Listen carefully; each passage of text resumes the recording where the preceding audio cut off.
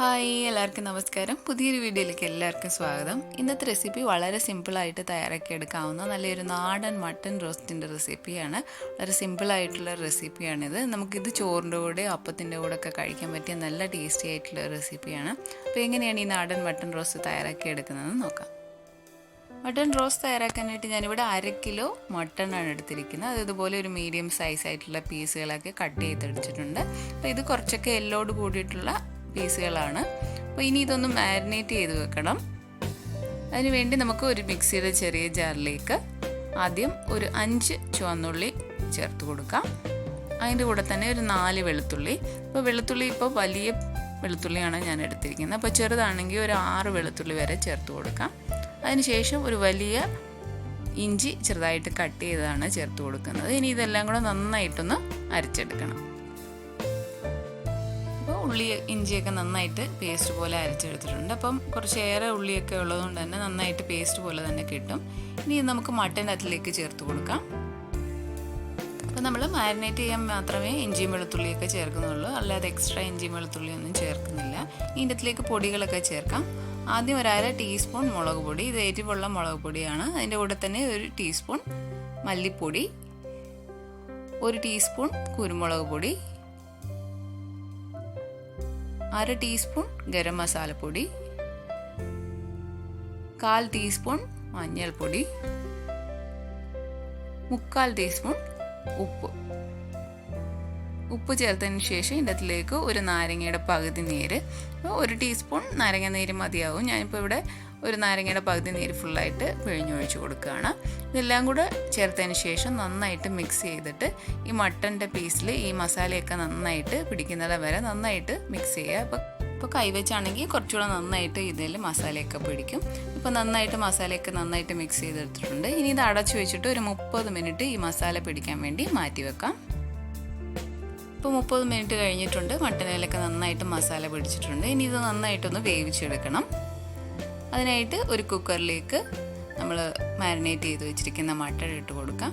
അപ്പം ഇതിൻ്റെ അകത്തിൽ ഈ മട്ടൻ്റെ അകത്തിൽ വേവിച്ചെടുക്കുമ്പോൾ നന്നായിട്ട് വെള്ളം കാണും. അതുകൊണ്ട് തന്നെ വളരെ കുറച്ച് വെള്ളം ഒഴിച്ചാൽ മതി. ഞാനിവിടെ 2 ടേബിൾ സ്പൂൺ വെള്ളമാണ് ഒഴിച്ചു കൊടുക്കുന്നത്. അപ്പം വെള്ളം ഒഴിക്കുമ്പോൾ വളരെ കുറച്ച് ഒഴിച്ചു കൊടുത്താൽ മതി. വെള്ളം ഒഴിച്ചതിന് ശേഷം നന്നായിട്ടൊന്ന് ഇളക്കിയതിന് ശേഷം ഇതിൻ്റെ അകത്തിലേക്ക് 2 പച്ചമുളക് കീറിയതും കൂടെ ഇട്ട് കൊടുക്കാം. അപ്പോൾ ഈ ഒരു മട്ടൺ റോസ്റ്റ് അധികം മുളക് പൊടി ചേർക്കുന്നില്ല, അതിനാണ് പച്ചമുളക് കൂടെ ചേർത്തത്. ഇനി ഇത് അടച്ചു വെച്ച് ഒരു മീഡിയം ഫ്ലെയിമിൽ 6 വിസിൽ വരുന്നിടം വരെ നന്നായിട്ടൊന്ന് വേവിച്ചെടുക്കാം. കുക്കറിലെ ആവിയൊക്കെ പോയതിന് ശേഷം തുറന്ന് നോക്കാം. ഇപ്പോൾ മട്ടണൊക്കെ നന്നായിട്ട് വെന്ത് അതിൻ്റെ അകത്തിൽ വെള്ളമൊക്കെ നന്നായിട്ട് ഇറങ്ങിയിട്ടുണ്ട്.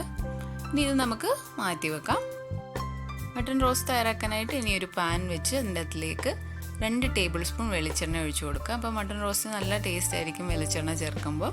അതിൻ്റെ അതിലേക്ക് 2 ടേബിൾ സ്പൂൺ തേങ്ങാക്കൊത്തും കൂടെ ചേർത്ത് കൊടുക്കാം. അപ്പോൾ തേങ്ങാക്കൊത്തൊക്കെ നമുക്ക് കൂടുതൽ വേണമെങ്കിൽ കൂടുതൽ ചേർക്കാം. ഇനി ഇത് ഇളക്കി നന്നായിട്ടൊന്ന് ചുവന്ന് വരുന്നിടം വരെ നന്നായിട്ടൊന്ന് വറുത്തെടുക്കണം. അപ്പോൾ തേങ്ങാക്കൊത്തൊക്കെ നന്നായിട്ട് വറുത്തെടുത്തിട്ടുണ്ട്. അതിൻ്റെ അതിലേക്ക് കുറച്ച് കറിവേപ്പിലയും കൂടെ ചേർത്ത് അതും കൂടെ ഒന്ന് വറുത്തെടുക്കാം. അതിനുശേഷം ഇതിനകത്തിലേക്ക് 1 കപ്പ് ചുവന്നുള്ളി ചെറുതായിട്ട് അരിഞ്ഞതാണ് ചേർത്ത് കൊടുക്കുന്നത്. ഇതൊരു ഏകദേശം ഒരു 20 എണ്ണം അരിഞ്ഞത് ചേർക്കുന്നുണ്ട്.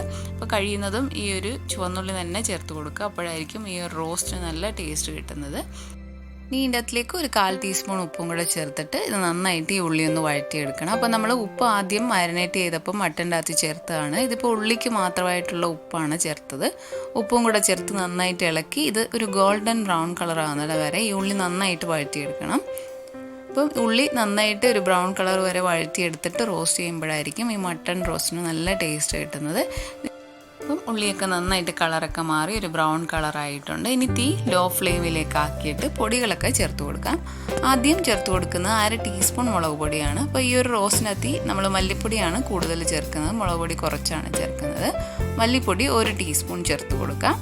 അതിനുശേഷം 1 ടീസ്പൂൺ പെരിഞ്ജീരകത്തിൻ്റെ പൊടി അല്ലെങ്കിൽ പെരിഞ്ജീരകം ചതച്ച് ചേർക്കാം. അതിനുശേഷം 1 ടീസ്പൂൺ കുരുമുളക് പൊടി, 1/4 ടീസ്പൂൺ ഗരം മസാലപ്പൊടി.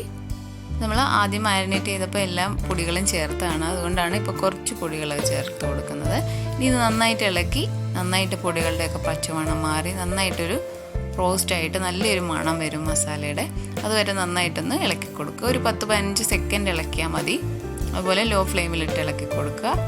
ഇനി ഇതിനകത്തിലേക്ക് നമ്മൾ വേവിച്ച് വെച്ചിരിക്കുന്ന മട്ടണും കൂടെ ചേർത്ത് കൊടുക്കുക. നമ്മൾ മട്ടൺ വേവിച്ചെടുക്കുമ്പോൾ ഇത്രയും വെള്ളം വേണം. അപ്പോൾ വെള്ളമില്ലെങ്കിൽ കുറച്ച് നമ്മൾ എക്സ്ട്രാ വെള്ളം ചേർത്തിട്ട് ഇതൊന്ന് കുക്ക് ചെയ്തെടുക്കുക. അപ്പോഴായിരിക്കും നമ്മൾ വഴറ്റിയെടുത്ത ചെറിയ ഉള്ളി എല്ലാം കൂടെ ചേർന്നിട്ട് നന്നായിട്ട് മട്ടണിലേക്ക് ആ മസാലയൊക്കെ നന്നായിട്ട് പിടിക്കത്തുള്ളൂ. അപ്പോൾ നിങ്ങൾ മട്ടൺ വേവിക്കുമ്പം ഇതിനകത്തിലെ വെള്ളം കുറവാണെങ്കിൽ എക്സ്ട്രാ ഒരു അരക്കപ്പ് വെള്ളം കൂടെ ചേർത്തിട്ട് കുറച്ച് നേരം ആ വെള്ളമൊക്കെ നന്നായിട്ട് ഈ മസാലയൊക്കെ നന്നായിട്ട് തിളച്ച് ആ മട്ടണിലേക്ക് പിടിക്കണം.